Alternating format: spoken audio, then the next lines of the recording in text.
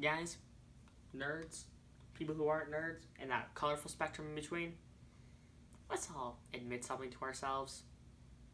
Comic book villains are really, really goofy. But in a good goofy way. That kind of goofy way that makes you unsettled. You know, like classic villains such as the Joker, the Green Goblin, those guys. But then you get the comic book villains, they're just kind of pathetic. Remember, kids, not every villain's a winner.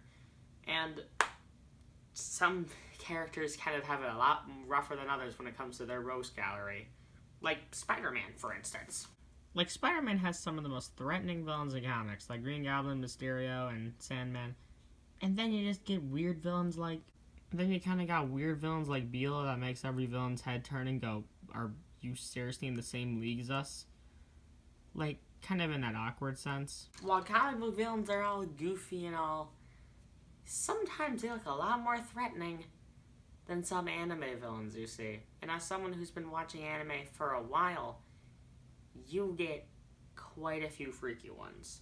Like, not in terms of they look weird, but they just look so weak that how could they be threatening? Or they just don't really look fleshed out or they're annoying.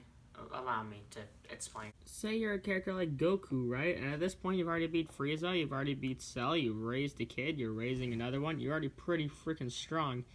And then your villain for the next arc is like some shriveled up old guy. Like, look at this thing. This is the villain we're supposed to fight. I know he didn't look like this at first, but someone had to draw this and give this the thumbs up. Or I guess, hold on, I'll explain again.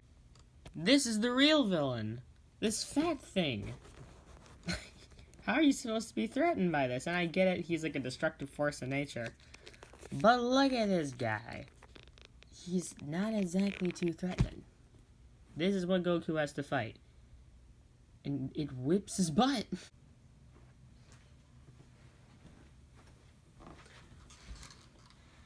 When villains are done well, they are done very well. They can be great foils to the hero of the story, or the protagonist, whatever you want to say, and can really take them in new directions, like Killmonger from Black Panther, Darth Vader from Star Wars, and so on.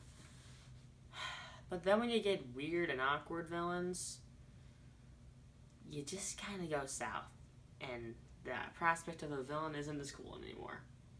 This is Mega Fett, and never try to be the villain of one story.